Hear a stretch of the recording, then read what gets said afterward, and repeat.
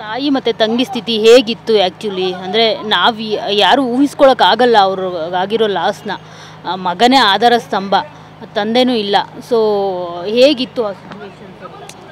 ಅದೇ ನಮ್ಗೆ ಇನ್ನೂ ಬೇಜಾರದೆ. ಒಂದು ತಾಯಿ ನೆನೆಸ್ಕೊಂಡ್ರೆ ಎಷ್ಟು ದುಃಖ ಬರುತ್ತೆ ಅಂದರೆ ಅದನ್ನ ಹೇಳೋಕ್ಕಾಗಲ್ಲ, ಅಷ್ಟು ದುಃಖ ಇದೆ ನಮಗೆ. ಅಂದರೆ ಪಾಪ ತಾಯಿನೂ ಒಬ್ಬರೇ, ಪಾಪ ಅವ್ನಿಗೆ ಭಾಳ ಪ್ರೀತಿ ಅವನ ತಾಯಿ ಮೇಲೆ ತುಂಬ ಪ್ರೀತಿ ಅವ್ರ ತಾಯಿಗೂ ಅಷ್ಟೇ. ಅವ್ನು ಡೈಲಿ ದಿನಕ್ಕೊಂದು ಅವನಿಗೊಂದು ಟೈಮಿಗೆ ಫೋನ್ ಮಾಡಲೇಬೇಕು. ಈಗ ರೆಗ್ಯುಲರಾಗಿ ನಾನು ಅದೇ ಮಾತಾಡ್ತಿದ್ದೆ. ಈಗ ಒಂದು ಊಟ ಮಾಡ್ಲಿಕ್ಕೆ ಕೂತ್ರೆ, ಊಟ ಎಲ್ಲ ಮೀನೆಲ್ಲ ಫ್ರೈ ಮಾಡ್ದ, ಊಟ ಪ್ಲೇಟಲ್ಲಿ ಕೂತ, ಒಂದು ನಿಮಿಷ ಒಂದು ಮನೆಗೆ ಫೋನ್ ಮಾಡ್ತೀನಿ. ಅಮ್ಮ ಹೆಂಚೊಲ್ಲರ್, ಅವ್ನು ಫಸ್ಟ್ ಡೈಲಾಗ್, ಅಮ್ಮ ಹೆಂಚೊಲ್ಲರ್, ಅಮ್ಮ ಒನಸಾಂಡೆ, ಏನು ಪದಾರ್ಥ ಮಾಡಿದ್ದೀರಿ, ಅಮ್ಮ ಆರಾಮಾಗಿದ್ದೀರಲ್ವಾ, ಹಾಂ ಓಕೆ ಸರಿ ಅಮ್ಮ. ಇದೊಂದು ರೆಗ್ಯುಲರ್ ಇಷ್ಟು ಅವನಿಗೆ ಮಾತಾಡಲೇಬೇಕು. ಡೈಲಿ ಒಂದು ಊಟ ಮಾಡೋಕ್ಕಿಂತ ಮುಂಚೆ ಮಾತಾಡಿಬಿಟ್ಟು ಫೋನ್ ಇಟ್ಟು ಆಮೇಲೆ ಊಟ ಮಾಡಿ ಮಲ್ಕೊಂಡ. ತುಂಬ ಪ್ರೀತ. ಕಂಗ್ರ್ಯಾಚುಲೇಷನ್ಸ್. ಯಾರು ಹುಡುಗ? ಮದುವೆ ಅಲ್ಲ, ಬಿಸ್ನೆಸ್ ಸ್ಟಾರ್ಟ್ ಮಾಡ್ತಾ ಇದ್ದೀನಿ. ಹೌದಾ? ಹೇಗೆ? Boss Vala. Boss Vala, B the boss. ನನಗೆ ತಾಯಿನ ಕಂಡ್ರೆ, ಬಟ್ ಅವ್ರ ತಾಯಿನ ನಮಗೊಂದು 3 ದಿನದಿಂದ ನೋಡೋಕ್ಕೇನು ಆಗ್ತಿಲ್ಲ. ಅದು ಅವ್ರು ಕಂಟಿನ್ಯೂಸ್ ಆಗಿ ಅವ್ರ ಮಾತಿಷ್ಟೇ, ನನ್ನ ಮಗ ಎಲ್ಲೋದ, ನನ್ನ ಮಗ ಎಲ್ಲೋದ, ನನ್ನ ಮಗ ಎಲ್ಲಿದ್ದಾನ, ಅಯ್ಯೋ ನನ್ನ ಬಾಲೆ, ಇದನ್ನೇ ಹೇಳ್ತಿದ್ದಾರೆ. ಅದು ಬಿಟ್ಟು ಬೇರೆ ಏನು ಹೇಳ್ತಿಲ್ಲ. ಸೊ ಅವರು ಒಂಚೂರು ಬೇಗ ಸ್ಟ್ರಾಂಗ್ ಆಗಬೇಕು. ಸೊ ಈಗ ಲೈಫು ಬದಲಾಗೋ ಸಮಯ ಅವ್ರದ್ದು.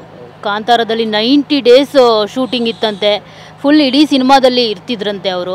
ಸೊ ನೆನೆಸ್ಕೊಂಡ್ರೆ ನಮಗೇನು ಬೇಜಾರಾಗುತ್ತೆ. ಬೇಜಾರಂದರೆ ತುಂಬ ಆಸೆ ಇಟ್ಟಿದ್ದ, ತುಂಬ ಆಸೆ ಅಂದರೆ ನಮಗಾದ್ರೂ ಅಷ್ಟಲ್ಲ, ಎಷ್ಟೊಂದು ಖುಷಿ ಇರುತ್ತೆ ಅದ್ರ ಬಗ್ಗೆ. ಅವನಂತೂ ತುಂಬ ರಿಷಬ್ ಸರ್ ಬಗ್ಗೆ ನಮ್ಮ ಹತ್ರ ಬಂದು ಹೇಳೋನು, ರಿಷಬ್ ಸರ್ ಹಿಂಗೆ ಆ್ಯಕ್ಟ್ ಮಾಡಬೇಕು ಅಂತ ಹೇಳ್ತಿದ್ರು. ಅದನ್ನು ಬಂದು ನಾವು ಅವನಿಂದ ಕಲಿತಿದ್ವಿ. ಅಂದರೆ ಹಿಂಗೆಲ್ಲ ಆ್ಯಕ್ಟ್ ಮಾಡಬೇಕು ಅಂದರೆ ಆ ಮೈನ್ಯೂಟ್ ಥಿಂಗ್ಸ್ನ ಅವ್ನು ಬಂದು ನಮಗೆ ಹೇಳೋನು. ತುಂಬ ಆಸೆ ಇಟ್ಕೊಂಡಿದ್ದ. ನಮ್ಮ ಹತ್ರ ಹೇಳ್ತಿದ್ದ, ಇದೊಂದು ಸಿನಿಮಾ ನಮ್ಮ ಹತ್ರ ಅಂತಲ್ಲ, ಅವನು ಹೊರಗಡೆ, ಅವನಿಗೆ ಫ್ರೆಂಡ್ಸ್ಗಳು ಜಾಸ್ತಿ, ಹೊರಗಡೆ ಫ್ರೆಂಡ್ಸ್ ಹತ್ರನೂ ಇದೊಂದು ಸಿನಿಮಾ ಬಂದರೆ ನಾನು ಸಿಗೋಲ್ಲ, ನನಗೊಂದು ಬ್ರೇಕ್ ಸಿಗುತ್ತೆ, ಒಳ್ಳೆ ತುಂಬ ಚೆನ್ನಾಗಿದೆ ಸಿನಿಮಾ, ತುಂಬ ಚೆನ್ನಾಗಿದೆ, ನನ್ನ ಕ್ಯಾರೆಕ್ಟರ್ ಚೆನ್ನಾಗಿದೆ, ನಾನು ತುಂಬ ಹಂಚ್ತಿದ್ದ. ಅವನಿಗೆ ಮೇಯ್ನ್ ಇನ್ನೊಂದು ಆಸೆ ಇದ್ದದ್ದೇ ಕಾಂತಾರದ ಮೇಲೆ. ಸೊ ಅದಕ್ಕೋಸ್ಕರ ಬೇರೆಲ್ಲ ಸಿನಿಮಾ ಬಿಟ್ಟು ಬರೀ ಒಂದ್ರ ಮೇಲೆ ಕಾನ್ಸಂಟ್ರೇಷನ್ ಮಾಡಿ ಆ ಕ್ಯಾರೆಕ್ಟ್ರಿಗೋಸ್ಕರ ಸಣ್ಣಾಗಿ ಡಯಟ್ ಮಾಡಿ ತುಂಬ ಡೆಡಿಕೇಟೆಡಾಗಿ ವರ್ಕ್ ಮಾಡಿದ್ದಾನೆ ಆ ಸಿನಿಮಾಕ್ಕೆ. ಬಟ್ ನಮಗದೊಂದು ಅದನ್ನು ನೆನೆಸ್ಕೊಂಡ್ರೆ ಒಂಥರ ಅಯ್ಯೋ ಅನ್ನಿಸ್ಬಿಡುತ್ತೆ. ಅಂದರೆ ಆ ಸಿನಿಮಾ ನೋಡಲಿಕ್ಕೆ ಈಗ ನಾವೆಲ್ಲ ಸೆಲೆಬ್ರೇಟ್ ಮಾಡಬೇಕು ಅವನ ಜೊತೆ ಸಿನಿಮಾನ. ನಮ್ಮದೆಲ್ಲ ಒಂದಿಷ್ಟು ಅವನಿಗೆ ಹೇಳಿದೆ, ನಮ್ಮದೇ ಒಂದಲ್ಲಿಷ್ಟು ಪ್ಲ್ಯಾನ್, ಫುಲ್ ಮಂಗಳೂರಲ್ಲಿ ಅವನು ಕಟ್ಔಟ್ ಆಗಬೇಕು, ಅವನು ಫ್ಲೆಕ್ಸ್ಗಳಾಗಬೇಕು, ಈ ಥರ ಎಲ್ಲ ತುಂಬ ಪ್ಲ್ಯಾನ್ ಮಾಡಿದ್ವಿ ಅವನಿಗೆ ಗೊತ್ತಿಲ್ಲದೆ. ಅಂದರೆ ಬಟ್ ಈಗ ಅವನೇ ಇಲ್ಲಲ್ಲ, ಅದು ಭಾಳ ತುಂಬ ಬೇಜಾರಿದೆ. ಅದರಿಂದ ಹೊರಗಡೆ ಬರೋಕ್ಕಾಗ್ತಿಲ್ಲ. ಅಂದರೆ ಜೊತೆಗೆ ಸಿಕ್ಕಿದ್ರೆ ಅದೇ ಮಾತು ಅವನದೇ, ಅವ್ನು ಹಿಂಗೆ ಹೇಳ್ತಿದ್ದ, ಅವನ ನೆನಪುಗಳು ಪ್ರತಿಯೊಂದು ಅದೇ, ಒಬ್ಬೊಬ್ಬರು ಒಂದೊಂದು ಹೇಳೋರು. ಸೊ ಅದೇ ಗುಂಗಲ್ಲಿ ಇನ್ನೂ ಅದೇ ಇದರಲ್ಲಿದ್ದೀವಿ ನಾವು. ಹೊರಗಡೆ ಬರೋಕ್ಕಾಗ್ತಿಲ್ಲ, ನಾವು ಜೊತೆಗಿದ್ದವರಲ್ವ.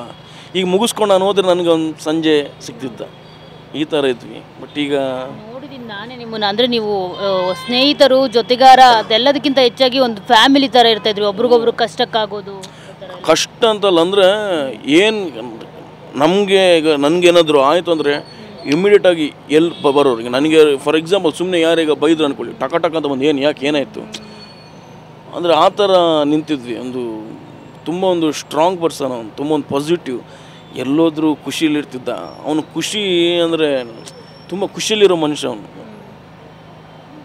ಕಾಂತಾರ ಶೂಟ್ ಮುಗ್ದಿದೆ, ಇನ್ನೊಂದು ಚೂರೇನೋ ಲಾಸ್ಟ್ ಚೂರು ಪೆಂಡಿಂಗ್ ಇದೆ. ಅಂದರೆ ಮೇಜರು ಎಲ್ಲ ಮುಗ್ದಿರ್ಬೋದು. ಒಂದು ಚೂರೇನೋ ಇನ್ನೊಂದು 10 days 20 days ಏನೋ ಡೇಟ್ ಕೇಳಿದ್ದಾರೆ ಅಂತ ಹೇಳ್ತಿದ್ದ. ಕೊನೆಯದಾಗಿ ಆಲ್ಮೋಸ್ಟ್ ಮುಗ್ದಿದೆ ನಂದು, ಒಂದು ಚೂರು ಕೇಳಿದ್ದಾರೆ, ಏನಿದೆ ಗೊತ್ತಿಲ್ಲ ಅಂತ ಹೇಳ್ತಿದ್ದ. ಮತ್ತು ನಮಗೇನು ಅಂತ ಗೊತ್ತಿಲ್ಲ ಏನಾಗಿದೆ ಅಂತ.